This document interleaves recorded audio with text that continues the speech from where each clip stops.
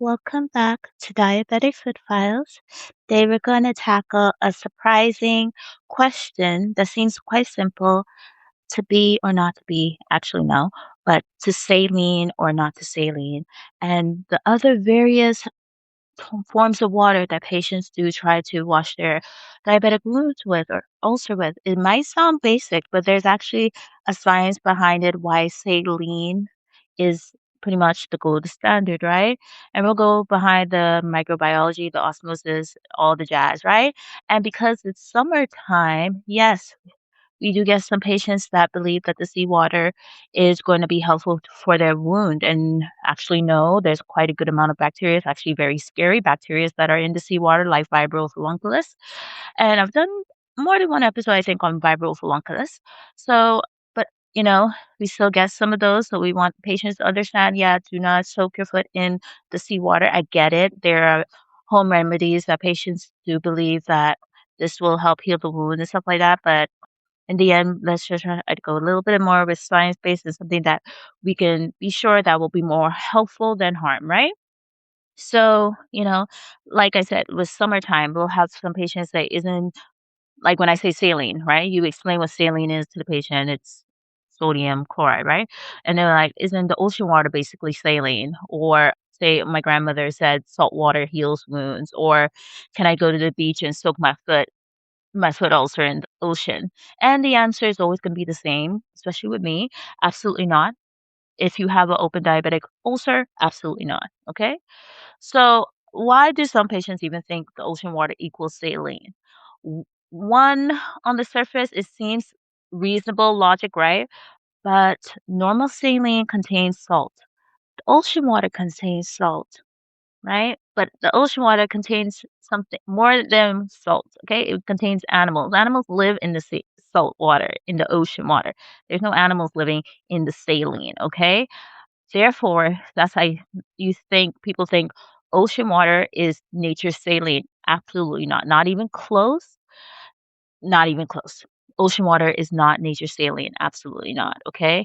And we'll go deep diving into exactly why that is not. Okay. But I want patients to understand that doing anything in the ocean water while you have a open diabetic foot ulcer is an absolute no no. Okay. Absolute no go. Okay. But I do understand the reasoning behind it, but it's a no. So let's go behind a little bit of the history of wound cleansing because everybody wants to clean their wounds. Yes, wounds build up exudate, biofilm, things like that, right? And people use various things to clean wounds like ac- vinegar, aka acetic acid. Some even used wine. Okay, I get it. But how did they come up with saline? Okay, so in the early 1800s, there was a thing called cholera, right? That was devastating Europe, and patients were dying from severe dehydration. And they developed these people who had cholera. They developed sunken eyes, wrinkled skin, rapid pulse, and circulatory collapse. And physicians realized something unusual. The blood in the patients who had cholera victims, their blood seemed thicker and doesn't and seemed concentrated and almost served like sounds very similar to our patients with diabetes, right? And the patients were losing enormous amounts of fluid and electrolytes. And then a Scottish physician named Thomas Latta began experimenting with injecting salt solutions directly into the bloodstream of these patients in 1832. And the results were quite astonishing. Some of the patients that were nearly dead, right?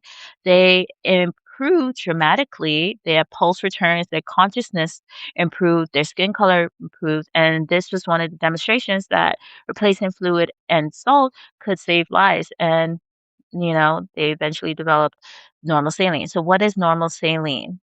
And I know there's more to the history story than that, but I can only say so much right now. So, normal saline is zero point 0.9 sodium chloride in sterile water. So that's meaning that there's 9 grams of salt per 1 liter of water. And this is concentrated like, it's not random. The reason why they use zero point 0.9 sodium chloride, right? That's saline, right? Sodium chloride in sterile water, right? 9 grams of salt per 1 liter of water. You know why they do that? Because it closely resembles the concentration of dissolved particles found in the human blood, okay, and tissue. So, what is the concentration difference between normal saline and ocean water? I always try to explain this to my patients. So, normal saline is zero point 0.9 sodium chloride, right? Ocean water is approximately 3.5 dissolved salts, okay? Meaning that seawater is pretty much roughly 4 times saltier than saline. And that's a huge difference. And the wound cells immediately notice. And this is because the normal saline, that's zero point 0.9 sodium chloride solution in sterile water creates something called isotonic conditions, right? Meaning that it exerts approximately the same osmotic pressure as the body fluids. But, sometimes I have the comeback question, but salt kills bacteria, right? Yeah, partially it does, right? This is some of the oldest myth in medicine. Certainly, bacteria does not like highly salty environments. However, the many dangerous pathogens that are in seawater that survive and thrive in seawater waters can actually cause things that are limb-threatening infections, like I said, the Vibrio. And in the ocean seawater, it might look clean to some patients, but in reality, you have to remember the ocean seawater is a whole entire ecosystem.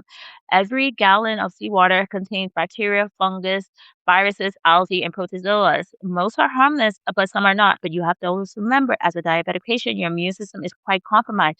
You get infected by things that not a normal person with a normal immune system can get infected with. Okay, that's why infections take advantage of that, and you don't want to give an infection an advantage in that, right? Because they're always looking for a place to replicate and thrive. And I even remember one time I said this in a previous one, I had a patient that came in and they had a really bad diabetic ulcer, and this years ago. They had a really bad diabetic ulcer, and they worked at a fast food, and I, gave them so much credit because they wanna make money, they have to work on the street, they have neuropathy, they didn't understand how bad this ulcer was looking, and I was looking at the ulcer, it was the first time I'm seeing it, and I'm looking at it, and I'm like, "What is this? Like, what is this all this white stuff?" And she's like, "Oh, yeah, I put salt on it." I said, "Who?" And she I was like, table salt?" She's like, "Yeah, yeah, yeah. No, this is salt." Like, she dressed it with pure table salt and wrapped it. And she's like, "Oh, well, that's where people get the idea that it kills bacteria." It actually made it way worse, horrible, but we were able to, help with that. But yeah, it does happen. But like I said, you have to fear the Vibrio, okay? The Vibrio, that bacterium that lives naturally in these warm coastal waters, okay? Keep that in mind. They have warned a lot of people they're in tropical waters, like shallow coastal environments. They love subtropical waters, okay? So keep that in mind, especially during the summertime, okay, the rise is quite high with infections, causes severe cellulitis, tissue necrosis, sepsis, and limb loss, okay? But let's get back to our diabetic foot ulcer and seawater too.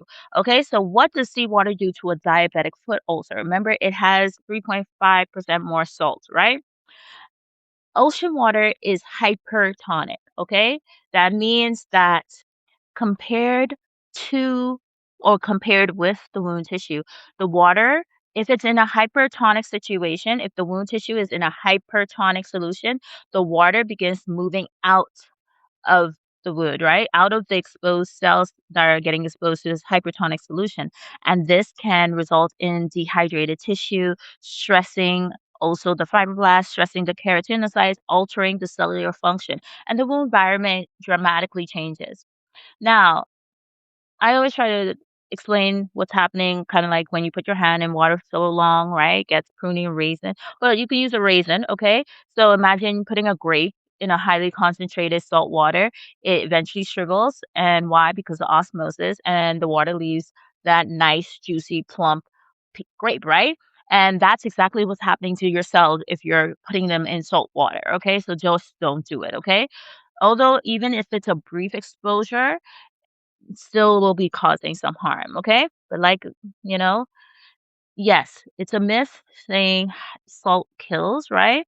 But many dangerous wound pathogens, like I said, like the fibroblastis, survive and thrive very well in seawater. That's why they're living in seawater. I also tell patients sharks live comfortably in seawater. Your fibroblasts don't, okay? So these cells our fibroblasts, which are very responsible for our diabetic ulcers to heal, have not evolved to survive in seawater like a shark. Okay, so you know, the ocean is an ecosystem. Your diabetic ulcer is a different ecosystem as well. It's not going to do well with seawater. Okay, so let's not do it. So why does isotonicity matter for us? So imagine every cell in the wound is like a tiny water balloon, pretty much is, in my opinion. Water constantly moves across the cell. An isotonic solution roughly is the same concentration of dissolved particles as the cells it surrounds. So think of every wound as a tiny balloon, and inside that balloon is going to be potassium, protein, sugar, electrolytes. And outside of the balloon is going to be sodium, chloride, and water. And the body is constantly trying to balance these concentrations out. And when the concentrations match, the wound became stable. It keeps stable. And this is isotonicity. Okay. And that's what the saline solution helps with. Okay.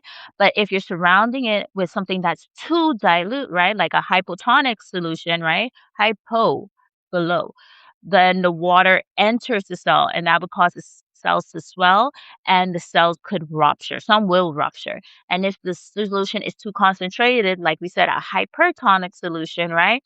The water will leave the cells will shrink. Both are both harmful. Hypo and hyper, okay? Quite harmful. We want isotonic, okay? And saline is amazing because it avoids that problem. It keeps the cell in that equilibrium. Okay, the cells are able to maintain stability. The fibroblasts remain their function, keeps their function. Keratinocytes remain healthy, and granulation tissue remains intact. And this is one reason, again, why saline is the standard. And you know what? Saline creates pretty much like a peace treaty for the cells. The water doesn't rush in, the water doesn't rush out. The cells remain comfortable, the fibroblasts continue to produce collagen, the keratinocytes continue migrating, endothelial cells continue building capillaries, and the wound continues healing.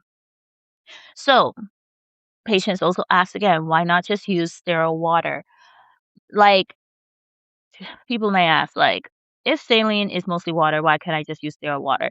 Some patients, it does work well for them. I had a patient once who was allergic to the saline, and they did much better with sterile water. So, you know, the way I found out is because they kept on having a allergic reaction, and we kind of found out that it was the saline. I did not understand the pathology behind it, but they did better with the saline water, the sterile water. But it is a good question. But you have to remember, like I said, sterile water contains essentially no dissolved particles, so it is hypotonic. So compared to the human tissue, then the sterile cells that have contact with the exposed cells, the water is going to tend to move into the cells, which will cause cellular swelling, membrane stress, and possible cellular injury, as well as possible rupture. So, a brief irrigation with sterile water, the effects are minimum, but I would believe that repeated exposure in general would cause some type of physiological changes. Okay. But like we said, we want to keep with saline because saline is closer to what tissues naturally experience. So, you have to ask the question, is osmosis different in a diabetic foot ulcer? Absolutely. Like we said, every diabetes changes everything. And that's the fascinating thing. A diabetic ulcer is not a normal wound. Its chemistry is completely different. So, like we said, they have increased glucose levels. So, glucose is osmotically active. This changes fluid movement dramatically, and the wound environment becomes chemically abnormal.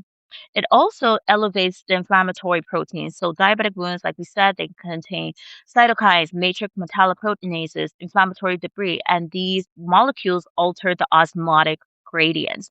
And the wound behaves differently from healthy tissue. Also, the increased exudate. The fluid contains protein, dead cells, enzymes, and bacteria. The osmotic flushes become far more complex than normal. And then with the poor vascular supply that patients experience with diabetic foot ulcerations and diabetic foot disease or diabetic disease in general. In a healthy tissue, the fluid is balanced and maintained efficiently. In diabetic ulcers, the blood flow is compromised in majority of cases.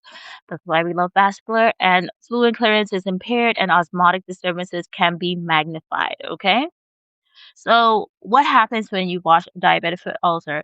Patients will think, "Oh, I'm just cleaning it," right? Because we have to get into that tap water situation as well, right? But you have to remember with the wrong cleaning or cleansing solution, right? You're changing the moisture content, the osmotic environment, the bacterial burden, the biofilm architecture, the temperature. Every cleansing event can alter the ecosystem that is in your diabetic ulcer. So in the end, saline has become gold standard. Why? Because it's sterile. That means there's no bacteria, there's no fungal, there's no contaminants. It's inexpensive. Saline is quite cheap. I err on the side of caution when I'm saying that because we already know all the prices are increasing so dramatically right now. Saline is non-toxic, so it does not damage tissue. It does not interfere with healing, okay? It simply rinses away debris and it doesn't impair the fibroblasts because we need our fibroblasts to build the collagen. Protecting these beautiful cells, the fibroblasts matter a lot. So this combination makes saline the default wound cleanser around the world, right? And yes, sterile water is a good alternative. Most people use sterile water when saline's not available. If the irrigation device requires it in special procedures, I give my example when my patient was actually kind of seemed like they were allergic to the saline water. I'm not sure. I can't err on it, but they did what better with sterile water. And you know what the patient told me that happened to them before when they had another wound. So yeah, I said, okay, let's just try sterile water, and they did much better. So, what about tap water? Okay, you have to remember tap water is not sterile at all. Tap water is tap water. It contains bacteria, biofilm, minerals, chlorine as well, okay, and organic materials. And you have to think about the pipelines, okay? So, most of the times, it's harmless for drinking depending on where you live, okay? Depending on where you live, because, Aaron Brockovich, that whole tap water thing, things like that, right? But every different place is regulated differently, okay? And standards are different. And if you're washing your diabetic ulcer with tap water, that open tissue, reduced immunity, poor circulation, it makes it quite vulnerable to any infection that could come from the tap water, any bacteria that could be living in it. Many water systems are safe enough for cleansing simple wounds, but I just err on the side of caution. I tell my patients not to, especially if they have a diabetic ulcer, and I gave them the homework of doing the task of doing like maybe one dressing, home dressing by themselves. Sometimes patients do want to do that, and I'll talk a little bit about that in the future, but some patients do that. But I had a patient also that did that, and it was very interesting. I could tell that they were using tap water because it got infected. And then it got infected with when I did the wound culture, and I've been treating this patient. It was treating the patient for months. And when it got infected, just randomly macerated, you know, and when I did the wound culture, got infected with a very particular bacteria that is found in like pipes and like not dirty water. It wasn't anything like Pseudomonas. It was a very particular wound. So I was like, "Oh, you're not using saline." He's like, "Oh, I thought it could be okay." But I'm like, let's stick with like the saline water. If you can do it, I will do it for you." That's the thing, okay? We're gonna always be on the same page together, okay? But one contaminated ulcer can become cellulitis, deep abscess, osteomyelitis, and could lead to amputation. Therefore, many limb salvage specialists do prefer sterile solutions for you to clean your wounds with whenever possible, okay? Whenever possible, okay? Because I do understand there are facts where the economy is not going to allow that patient to. We don't know what happens in rural areas, very, very rural areas or third world countries. They might have sterile water. Some people don't even have sterile drinking water. So we have to keep that in mind, okay? Now, you have to also think about if it's a tap water, right? Tap water systems, they will have some biofilm in it because biofilms form inside the pipes, the faucets, the shower heads. You ever seen those people who filter their shower head and faucet after a few years or a few months? Yeah. So you remember if you have a wound and you're using tap water, do not use tap water. I err on the side of caution, do not. Okay, but even one time, these biofilms harbor bacteria like Pseudomonas, Legionella, non-tuberculosis mycobacterium, and these tiny fragments can be released during the water flow. And like I said, most healthy patients may not never notice, but a diabetic ulcer, they're not that forgiving when it comes to any of these little slip ups. And bacteria just loves it because they're vulnerable environment for them to thrive in. And like we said, Pseudomonas, we already know Pseudomonas aeruginosa, green, green, green, green. That's all I can say. But Pseudomonas thrives in sinks, drains, moist environments. I even had a case of antibiotic resistant Pseudomonas that was antibiotic resistant to all oral antibiotics and only could was sensitive to IV antibiotics. And yeah, the patient did not want to go to the hospital. And I'll go on to a later of what we did to get keep her out of it, but it was very interesting. But we got rid of it.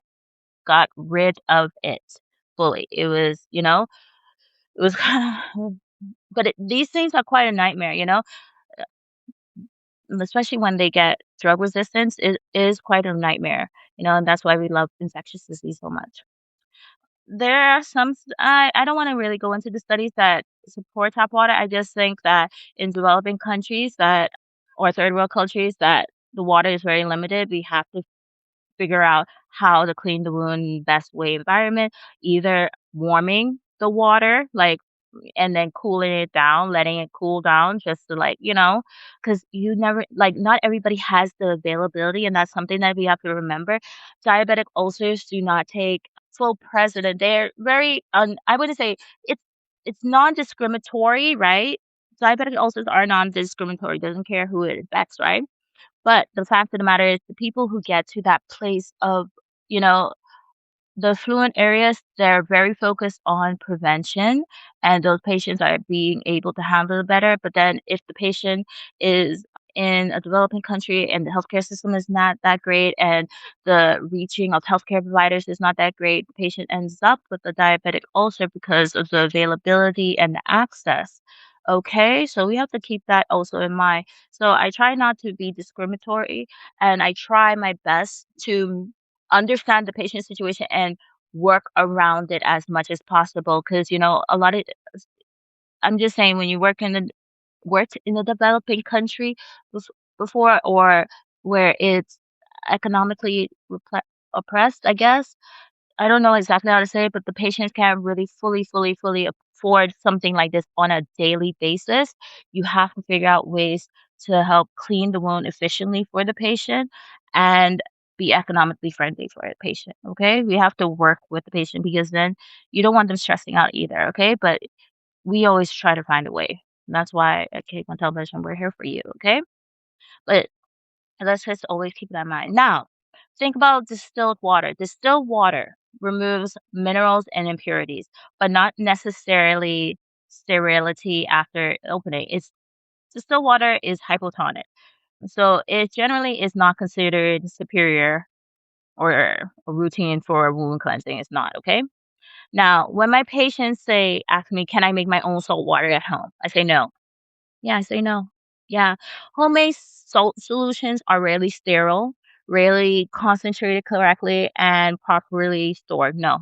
There's most likely going to be too much salt if you create it by home by yourself. So I say absolutely not. You most likely will create a hypertonic or hypotonic solution.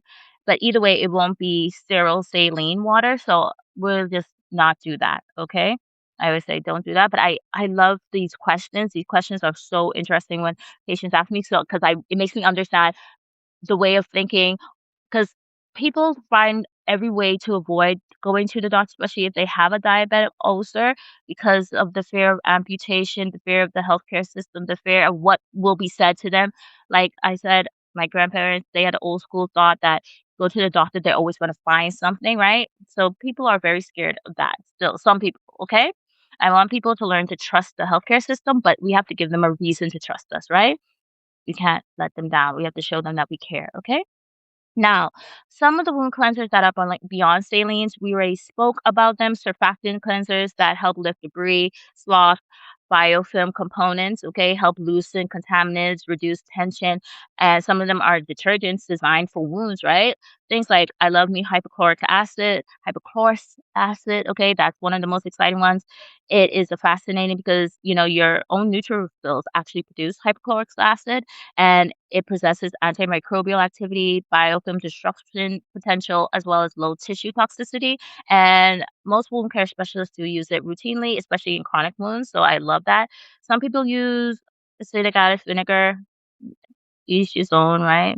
didn't work that great for me when it came to certain patients. I did use it sometimes, but, it depends. Like I said, every diabetic ulcer is different. Every wound is actually quite different.